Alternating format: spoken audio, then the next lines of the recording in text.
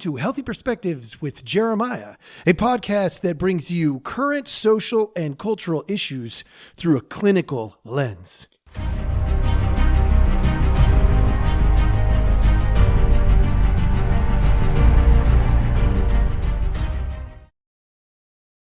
Hello, hello. Thank you so much for joining us. Welcome back to those who are returning. For those who are new, we appreciate your time. Please like, subscribe, follow, do those things.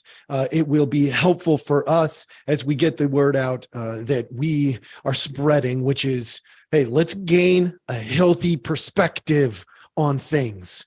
Let's take a look at things from different vantage points. Let's grow. Let's do our own work and change our culture as a result. The culture will shift when you make a shift, when I make a shift, when we collectively make shifts. We've seen that in the recent days with people deciding where they put their money, where they put their time, their energy, the other resources that we have. When we maximize those, we can make a difference. You can make a difference, not only in your own life, but in the lives around you. And with that, today, I'm going to hit a topic that my hope is this will sting a little bit, not in a bad way, in a good way. I want it to sting a little bit. I have been on social media. I try to do a little bit on social media routinely. I try not to get overly involved in social media. It's easy to get lost in that little wormhole. And one of these things that comes up, I don't know, relatively often. And, it's people who are busy hating. So I don't take it personal. And yet it does make me think from time to time, why is our culture hating on people because of a viewpoint? And that viewpoint is phobias. Like, what if somebody truly has a phobia of, say, spiders, arachnophobia, or a social phobia, a specific social phobia, like when I'm in the room as a male and it's all females except for me. I'm the only male, which, by the way, does occur in my profession a little bit often. I mean, I put myself in a position where, as a professional counselor, the vast majority of the professional counselors around me are not men. There are some. So I definitely appreciate that, because it's nice to have some representation at the table. That being said, even if there weren't any others, if I was the only one, I would still do this because this is what I'm made to do. But when I'm in the room with, say 20 females and there's one male, me, does that create an elevated anxiety? Yeah. Does it create a phobia? No, not at all. And let me explain to you why. I'm going to give you real information here. All right. This is real information. This is not what you're going to go out there and look up on the internet. Google isn't going to help you with these things. What I'm going to tell you is straight out of the DSM. Now, the DSM, and I'm gonna give you some exactly as it is, and then I'm going to give you some from experience as well. And then we're going to hit a couple of really tough topics. So hang in there with me. At the end, I got a little quiz for you to find out if you have some phobias that are interfering with your ability to impact the world in a positive and healthy way versus spewing hate. Okay? So here's what we know about phobias. Phobias fall under the classification of anxiety disorders, which means we have an elevated emotional state in a situation where our phobia, our trigger, our whatever it is that scares us, that we are afraid of, is present. So if we're afraid of spiders and we see spiders in our space, right? Like crawling along the couch, or, maybe, hanging out on the steering wheel of the car when we get in. Now, I hope that didn't freak any of you out. But if we experience that, our heart rate increases. We have an immediate anxiety response to that specific trigger. And if we have it consistently, day in and day out, over time, then we could classify that as a phobia. So let's talk about anxiety for a second. Anxiety disorders differ from developmentally normative fear or anxiety by excessive or persistent beyond developmentally appropriate periods. Persistence beyond developmentally appropriate periods. So here's the reality. When you were a teenager and you're developing hormones and you're beginning to see somebody as a sexual being, that's normal phobia. That's not like that. That's actually not even phobia. That's just anxiety as we are developing. And it's nothing unusual. That's not a disorder. Now, if it persists into our 20s, our 30s, well, then maybe, because it's no longer developmentally appropriate. All right. So were we tracking with that? I hope we're tracking with that. They also differ from transient. Transient. Do you know what the word transient means? Transient fear or anxiety. Those are the ones that come and go. I'll give you an example. So I'm not really afraid of heights. However, I learned as a parent, when my kid is standing next to the cliff, even though I don't have a fear of heights, I have this reaction that's different when my kid is standing next to a cliff than when I am standing. I trust me. I know my limitations. I know that I am averting that risk by taking certain precautions. So I teach my children how to take those precautions, and my anxiety around that diminishes. That's transient. It was there, it's not there. Now, if my kids don't follow the very basic expectations, which for me, when it comes to a cliff, for example, is if you are standing next to the cliff, you need to be an entire body length away from the cliff edge. What does that mean? That means you can fall down, and even in the worst situation, you're not going over the cliff. So if you want to get closer to the edge of the cliff, you got to get on your knees or you got to lay on your belly. So that's kind of the rule of thumb that I use, because if you're already on the ground, how are you going to fall to the ground and over the cliff? Make sense? Okay. So that was a transient phobia. That's not the same thing as phobia. That's really just an anxiety that I needed to resolve with appropriate healthy boundaries. Gone. All right. So often stress-induced by being persistent is a requirement. It's got to be stress-inducing and persistent, or it's not a phobia. It's not anxiety. All right. Okay. Moving on. Since individuals with anxiety disorders typically overestimate the danger in situations they fear or avoid, it requires assistance to fully understand what's going on. Why? I enter a situation, my emotions go up to a 7 or an 8 out of 10. In reality, the danger is a 2 or a 3 out of 10. It's very low. That's reality. Reality versus ringing. Okay. Reality versus emotion. Sometimes emotion is there to make you pay attention to reality. That's why anxiety exists. It's by design. If you didn't have anxiety, would you ever study for a test?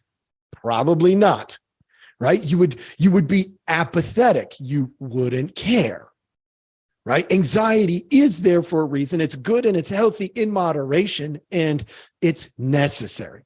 So when we have that anxiety response, it's designed to wake us up to the reality of risk.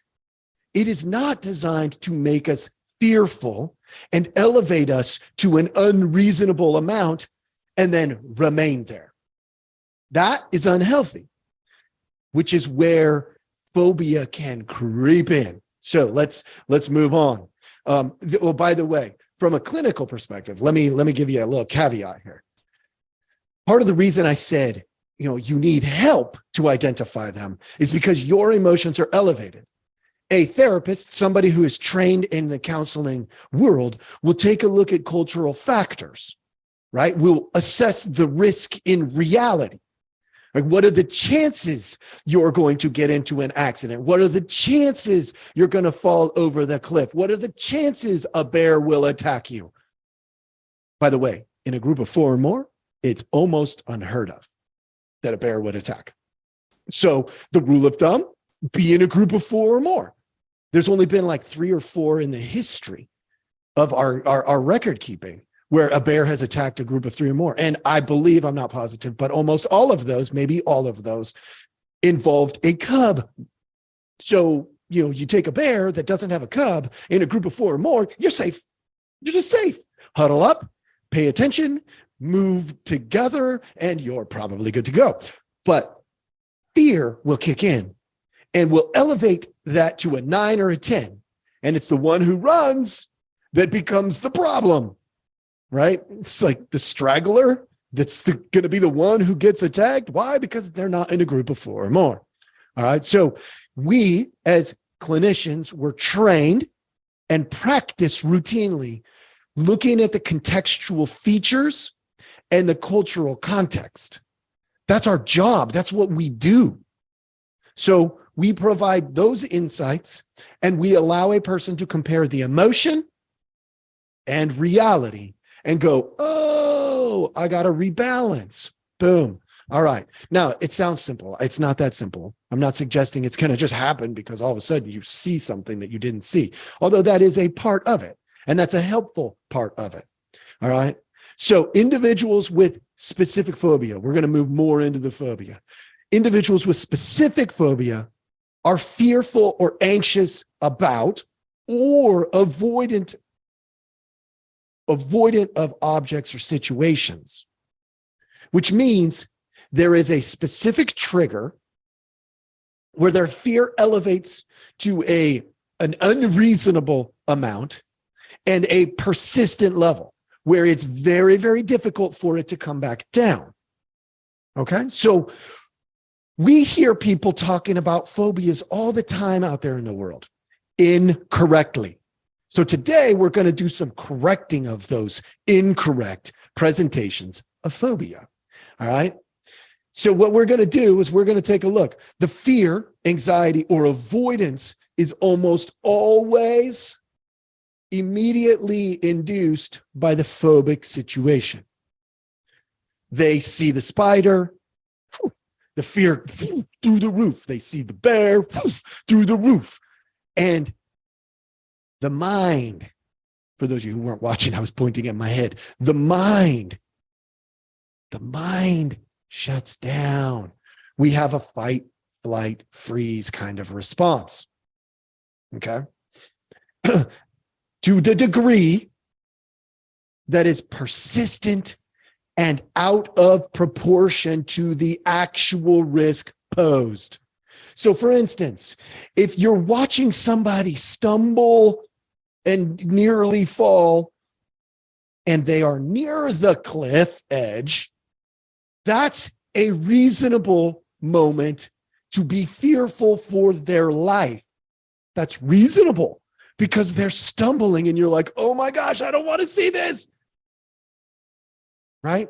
If you begin to stumble near the cliff and you're fearful for your life, that's a reasonable moment. Why? Because you're stumbling. If you're laying on your belly at the edge of the cliff, the fear of somebody else standing there watching you is unreasonable. Unless, of course, you're at a cliff edge where, maybe you're on an iceberg and, those icebergs have these glacial fallout and, that there's a chance that that's going to go. And matter of fact, it's been warm lately and it's got a big crack in it. And all of a sudden now that's reasonable again, right? We take in the cultural context and we look at what's going on in reality. So it's a reality-based assessment that all of us clinicians have to do. So why am I doing this today? Let's get to this. This is going to be fun. I've got a little game for you. For those of you watching on Rumble or YouTube, I am going to show a photo. It is my hope that you are going to look at that photo and assess your emotional reaction. All right. All of them are flags that have different meanings and different realities. Okay. What we're going to do is this is what I want you to do for those of you following along on the video. And for those of you who are not, I will tell you what they are. And I want you to assess your emotional reactivity. I want you to do two things. One, what's your emotional reactivity? Do you scale it at 7, 8, 9, 10? Okay. And I will provide a little bit of triggering on purpose, not to hurt you, but to help you.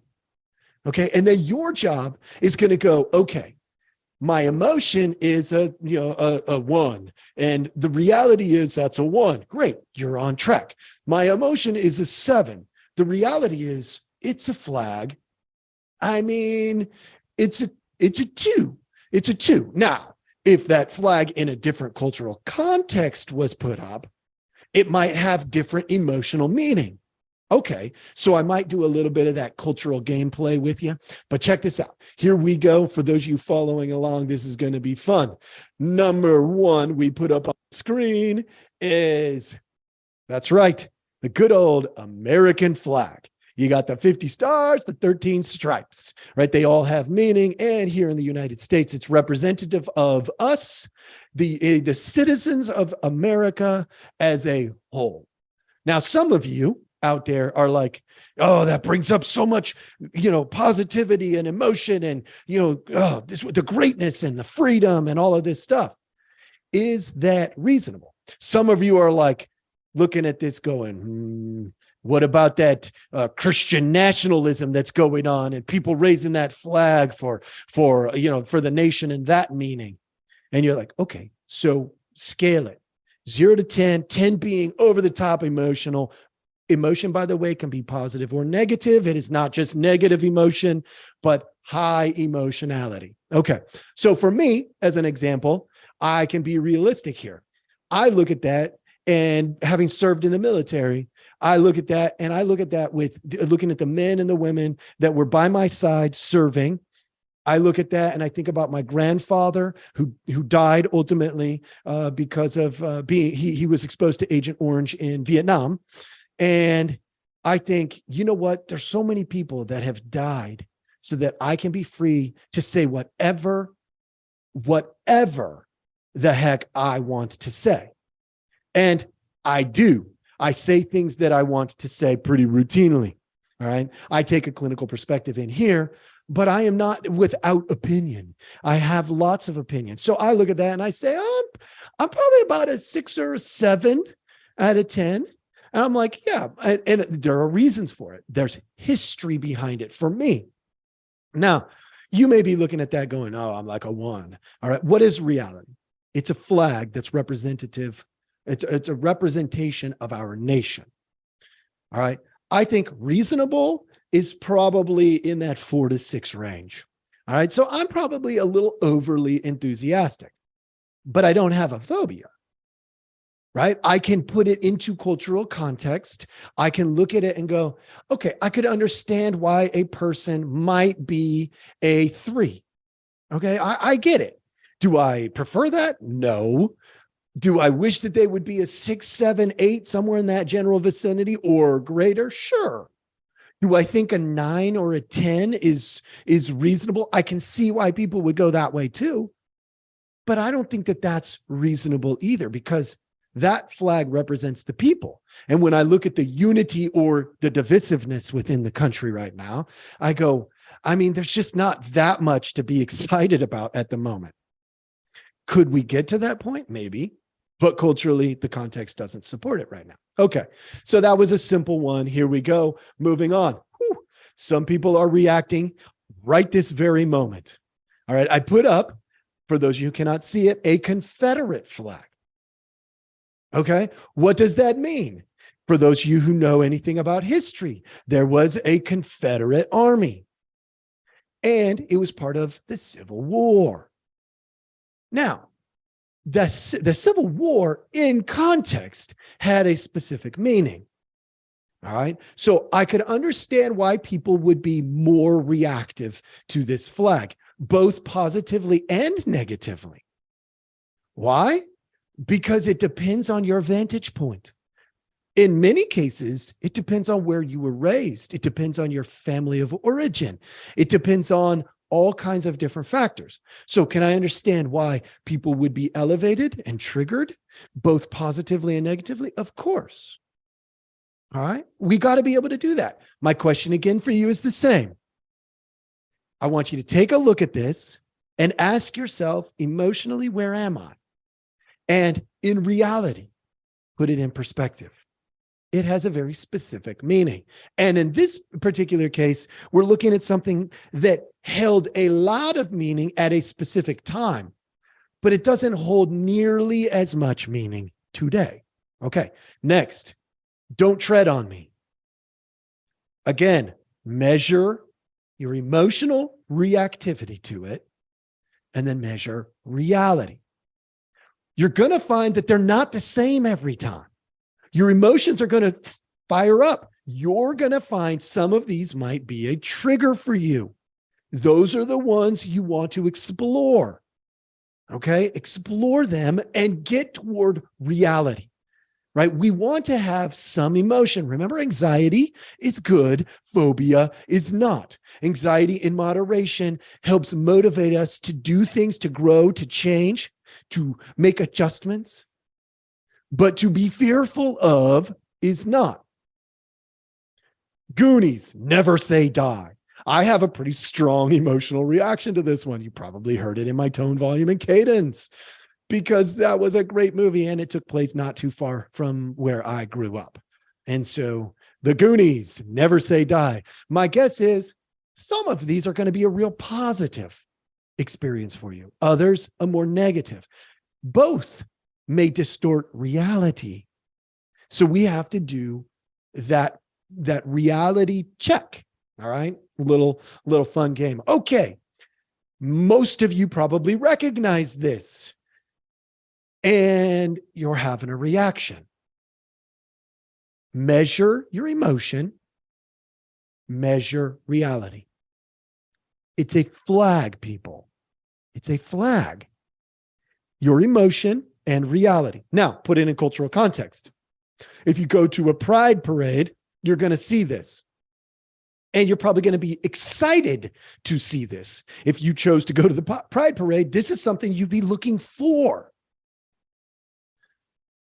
But if this were, being put in front of your home and you were not identifying as LGBTQ, AI plus spirit, I think I got them all. If you're not identifying as that, you might have a different kind of emotional reactivity because it's being shoved down your throat. Okay? Context matters.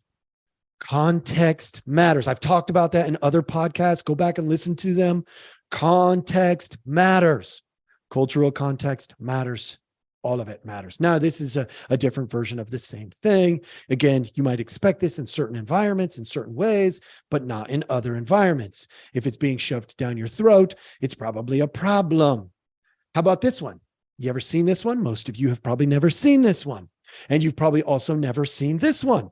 Why do I point that out? Because this is the straight flag. Context matters.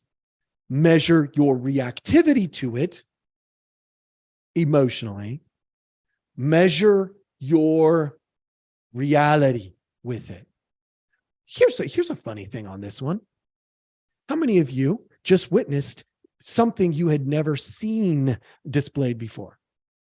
How about if this were displayed every single time you saw one of the pride flags? What if in combination with one of these, you also saw one of these? Would that change your viewpoint? Would you be as triggered? But culturally, what we see is the pride flags, these two pride flags, the LGBTQ, these pride flags are common. They're common, and they're put in front of you. They're putting this in front of the children. But these two, the straight flags, are not being put in front of you. Does that create an emotional reactivity? Is that a phobia? Am I transphobic because I put up a straight flag? Let me, to be real, am I transphobic because I put up a straight flag in this presentation? Some of you would say, oh, you're homophobic or you're transphobic because straight people don't need a flag. But there is a flag for straight people. So does that make me transphobic or homophobic? Some of you are going to argue yes. But in reality, that's your emotional reactivity based on cultural context. Your emotions are elevated because you're not used to seeing the straight flag. Put that in context. All right, how about this one? The Ukraine flag. Some of you are having a visceral reaction right now. Are you Ukraine phobic? I sure hope not. Measure your emotion, your anxiety, and look at reality. Ukraine is going through a very tough time right now. Partly they caused it. Partly it's Russia's fault. Partly, there's this and partly there's that. But when you put it into context, this represents a nation that right now is being attacked by another nation. You're going to have a reaction, an emotional reaction of some sort. Measure that 0 to 10, and then measure reality. It doesn't affect us here in the United States a lot in terms of the physical violence, but in terms of the monetary stuff, it does. Okay. These are all different things that you should be looking at. So here's what I would request of all of you. When you call somebody transphobic, homophobic, when you say somebody's a Christian national, when somebody's a racist, measure your emotion and measure reality. They are not usually one and the same. Sometimes you can be very stable. You can be very, understanding, empathetic, and you can actually assess reality, tame your emotion, have a healthy level of emotion. That can happen, but it takes work. And if you're not putting in the work, it's not happening for you. I can assure you it's not happening for you if you're not putting in the work every single day. Today was designed to really test you, to really push you and help you. It's my hope that you got something out of this. If nothing else, I hope you understand phobia and anxiety a lot better, because there is a lot of misrepresentation of the meaning of phobia and a lot of misrepresentation of anxiety in this world. Thank you so much for joining us. Please like, subscribe, follow, and do me a favor. Let me know what you think. Send me an email, whatever it is that you go out there on the different social media sites. Reach out to us. Let us know what you're thinking. I love getting questions. I love getting comments. I even appreciate the ones that I don't agree with. Matter of fact, oftentimes I appreciate those more because it allows me to really move things forward. Thank you so much for joining us. Have a great day.